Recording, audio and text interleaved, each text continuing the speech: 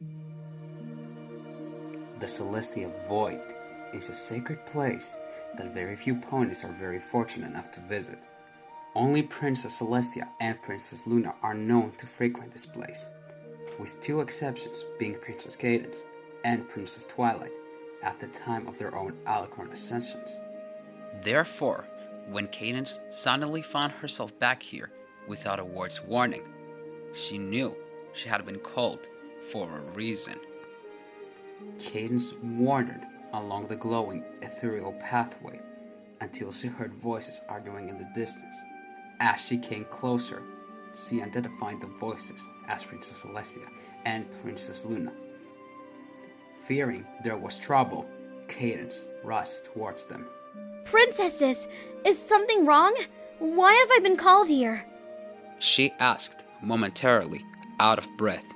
Good, you're here.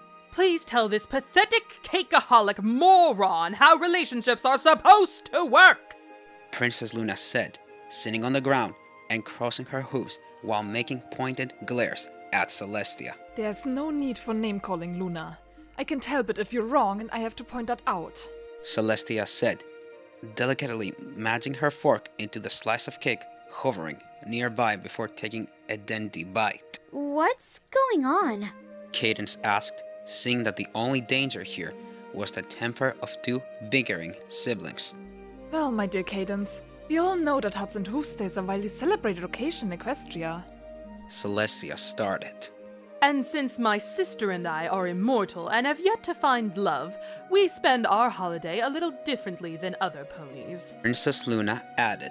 Princess NSA here likes to stalk her subjects and record their daily lives for her personal enjoyment. Celestia's brow furrowed angrily, and she spat out bits of cake when she replied. Don't pretend you don't do it too! I've seen you poking around in pony streams like a Alright, I get it. Cadence said, putting her hooves up in defense. You both spy on your subjects, and that's majorly creepy, but what does that have to do with Hudson Hooves Day? Celestia and Luna shot each other a glance, and then returned their attention to Cadence. Well, when we monitor ponies, for our own safety of course, we can see things from another perspective and can pinpoint certain attractions before they become legitimized. Of course, we don't agree on certain pairings and discuss them in further detail. We ship the ponies and fight about which pairings are OTP. Princess Luna instructed, simplifying Celestia's explanation. Cadence stooped dumbfounded for a moment, gauging whether or not the princesses were joking. The prolonged silence confirmed that they were not. Okay, so why am I here? Cadence asked, feeling a little uncomfortable about the subject. To settle the argument and prove once and for all who is OTP, of course. Princess Celestia said, eating another bite of cake. You're the Princess of Love. We assumed you would know better on these matters. Princess Luna explained. Alright, well, if I can be of help, then I'll certainly try. Cadence said, with a nervous smile, sitting across from the immortal sisters. Wonderful! Let's start on something easy, shall we? Celestia asked. She ignited her horn with magic, and moments later, Dance's little screen flickered to life, showing clips of a certain young stallion with the green apple cutie mark. Are you familiar with Big Macintosh? Princess Celestia asked. Cadence's eyes widened at the sign of the screens, and then played before her. She hesitated before answering. Why, yes, actually, I am. I was introduced by Applejack when I visited Ponyville. She stammered. Great. Now all we know, he has obvious chemistry with Miss Cheerily, and there is plenty of evidence to support that ship. Just watch. Princess Luna said, indicating to a specific screen that displayed a scene of Big Mac and Miss Cheerily gazing lovingly into each other's eyes. Of course you would pull that scene. You and I both know they were under love poison. Celestia said, in expression. All right, then how about this part at the end of the day, huh? The Cutie Mark Crusaders broke the curse. They still walked off into the sunset together. Luna demanded. That doesn't prove anything. Celestia said, crossing her hoofs. All right, how about this one? When Big Mac sang with the ponytones and Miss Cheerily faints in his presence, so obviously overcome by his powerful vocals and striking smile. Luna retorted. You don't know that's why she fainted. She could have felt ill. Princess Celestia said. Does that dreamy look in her eye imply illness? Luna contorted. What's wrong with Big Mac falling for Miss Cheerily? Cadence asked, nervously. Nothing is wrong with it, but she simply isn't a match for him. Might I remind you that a little bit later that year he was introduced to a certain marble pie. He was so enamored that he couldn't speak a word. His blushing did all of the talking for him. Princess Celestia said, showing on one of the screens the moment Pinkie Pie and Applejack's families met. That could be related. That's potentially disgusting. Princess Luna said, in distaste. Oh, please. That was just a ploy Pinkie used to create comical misadventures with the apples. Besides, if they were related, did you see how far back in the lineage the scroll indicated? I'm sure every pony is related if you look back that far. Celestia contracted. So which is it, Cadence? Who is the better ship? Luna demanded. Princess Cadence furrowed her brow for a moment and watched the separate scenes play out, with each pairing. Actually, if I'm not mistaken, Big Macintosh already has a mare friend. I think her name is Sugar Belle?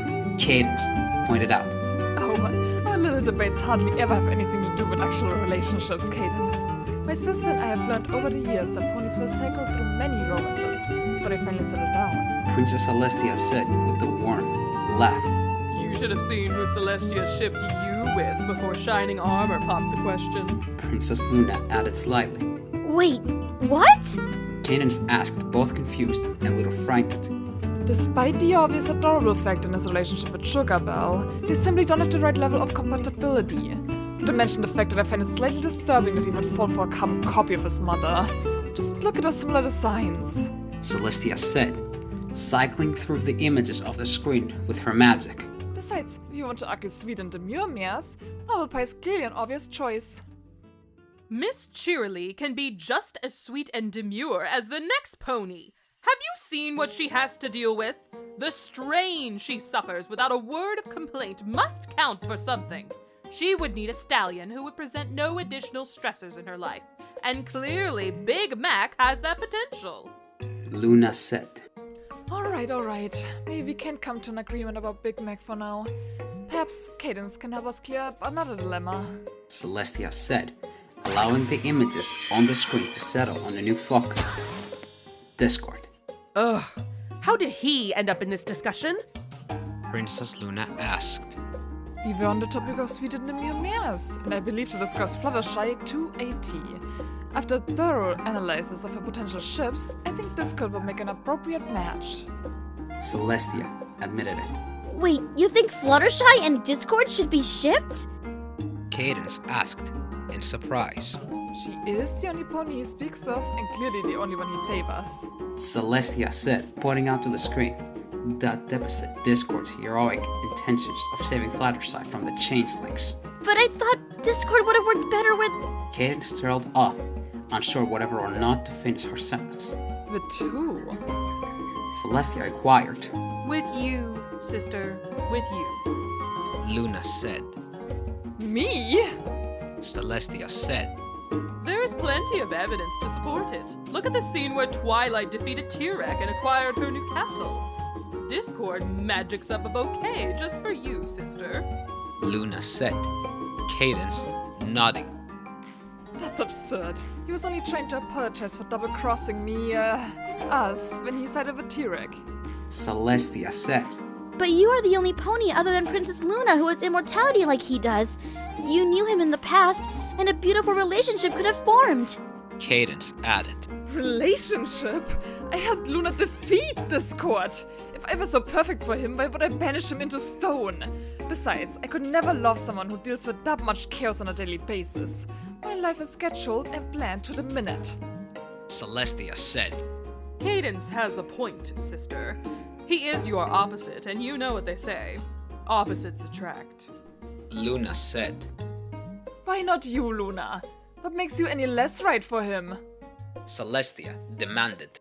He doesn't bother me like he does you. When he tries anything, I merely walk away. He's grown tired of attempting to bother me. Wait, does that mean he gets under your skin? Will he not leave you be, dear sister, and that has spurned some feelings between you two? Princess Luna accused. Of course not! Clearly you two will stop at nothing to convince yourselves otherwise, so we will have to move on. Celestia said, igniting her horn again to change the images before them.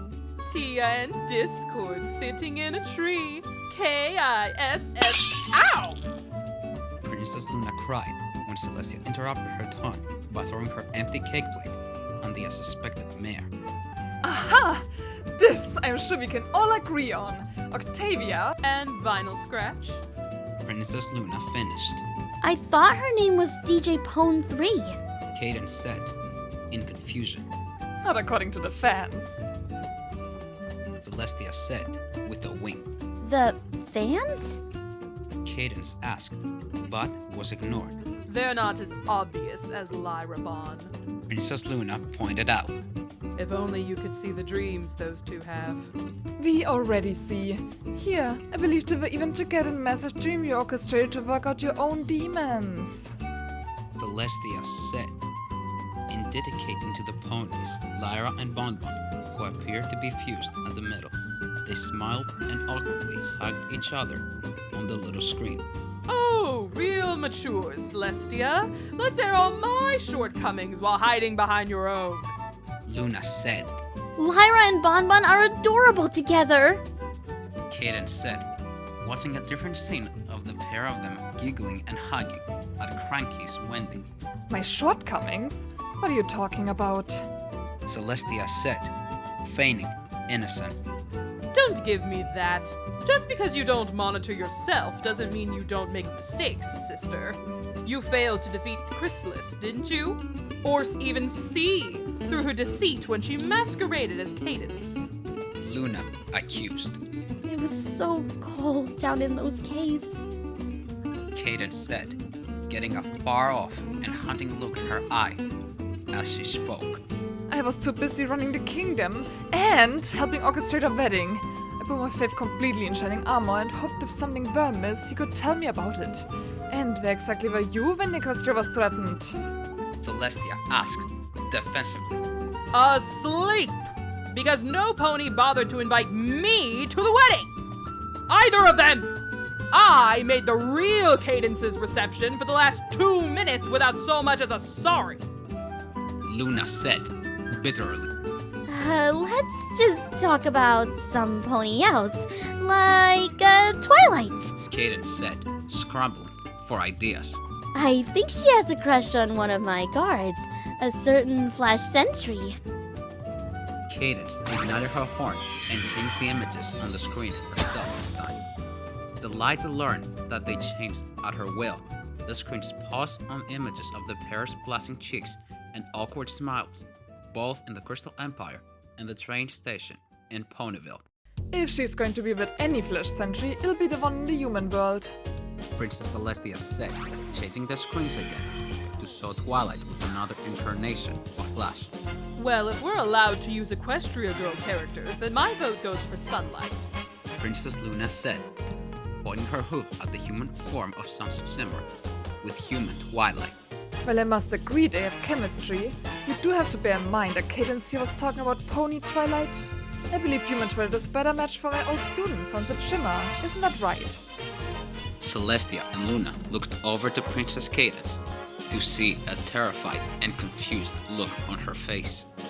She was staring at the human incarnation of herself, displayed on one of the screens. Oh, that's right. Princess Luna said. Yeah, we might have taken things a bit far. Let's stick with ponies, shall we? Celestia said, clearing the screens immediately. What? But I was... Cadence stammered, still confused, a little disturbed, but what she had been shown. Let's just cut to the chase. We didn't call Cadence here for Big Mac, Discord, or Twilight. Princess Luna said. Very true, my sister. There are much more important pairings, OTP pairings, to discuss. Celestia said, the The screens transition again to show Twilight's best friends in an area of different scenarios. The screens multiply and flood the celestial void. Though each friend was representative, there was one pony in particular who appeared more than any other: Rainbow Dash. Now, Cadence, be a dear and help me explain to my foolish sister why Apple Dash is the most superior of ships, and therefore OTP. Celestia said, It's absolute nonsense! Clearly my sister is tired and overworked. She can't even see that Flutterdash is the most superior ship. Luna contacted. Applejack and Rainbow Dash are hard-working tomboy stereotypes. Clearly the most obvious lesbians of the group. They balance each other out so well too. Dash's enthusiasm and Applejack's sensibilities, there would be no stopping them. Celestia said, with her nose in the air. Stopping them? They're both far too stubborn to get along with each other for long. Both would want to claim dominance and neither would back down. It would be a constant power struggle and neither of their egos would allow it. Flutterdash, on the other hoof, is exactly the right combination of opposites and similarities combined into a loving relationship. Luna said, Are you sure Fluttershy could handle Rainbow's, energy? Cadence asked. That's the best part. They're a complement to each other. Unlike Apple Dash. Luna said, to which Celestia gave a dark glare.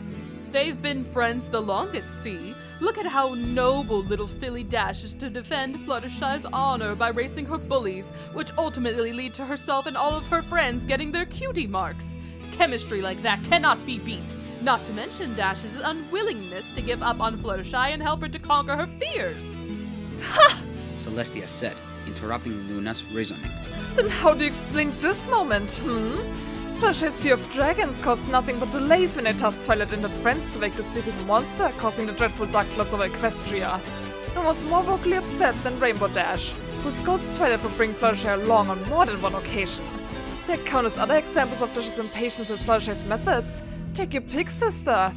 Besides, are you insinuating that Rainbow Dash would want to be with a mare who hates one of her favorite holidays, Nightmare Night? So, are we saying that Rainbow Dash is going to end up with a mare? Cadence said, trying to clarify. Because I think Soren would be another ideal match for— No! Both princesses screamed in protest. That's a horrible ship.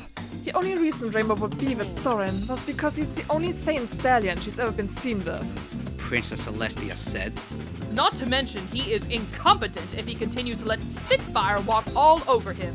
He couldn't stand up for himself, let alone Rainbow Dash. He would be the mayor in this relationship, if anything. Luna added. Which defeats the point of her being in a relationship with a stallion at all, really. If she were going to date a Wonderbolt, she has far more chemistry with Spitfire. Celestia added. Finally, something we can agree on. Luna added. Alright, just asking. Cadence said, putting up her hoofs in defense. I guess if I had to choose some pony for Rainbow Dash, I'd have to say Pinkie Pie would be the ideal mare friend. Pinkie Pie? Pie? The two sisters said in surprise. With any other pony, Pinkie's antics would drive them insane, but Rainbow and Pinkie have such a strong bond. Have you seen those two pranking together? There was a reason the map called them as the first missionaries of friendship to Griffinstone, and if memory serves, I believe Pinkie Pie herself told me that she calls her Dashie rather than Rainbow Dash, which in my opinion is way too feminine and childish for Rainbow to approve. Only a very special mare could get away with calling her Dashie. Princess Celestia, having heard that tidbit of information, summoned up scenes where the other ponies such as Twilight and Rarity called Rainbow Dash by the name Dashie. She didn't say a word and let the screams speak for themselves. Well, Pinkie started it, and look at this scene here. Pinkie is beside herself with distress when Rainbow left for the academy. She wasn't herself again until they visited her in Cloudsdale. And what of Cheese Sandwich? They are partying too with a lot of potential. Celestia said. Or even Party Favor. He seems to be another male Pinkie Pie ripoff. Luna added. Well, in both of those cases, it would be like dating yourself. And I don't think anybody wants to date someone exactly like themselves. To mention the fact that Pinkie Pie isn't the only pony with erratic behavior. Rainbow Dash has a fair share of insanity moments. Only Pinkie Pie, who has felt those mood swings and deals with them on a daily basis, could really understand Rainbow and give her the emotional support she needs. Alright, I see your point. But Rainbow is not really of my OTP concern. Princess Luna said, nonchalantly. Oh? Who is your OTP? Cadence asked. Rarajack. Luna said, igniting her horn and displaying Rarity and Applejack scenes that play out for each princess to watch. Rarajack is love. Rarajack is life.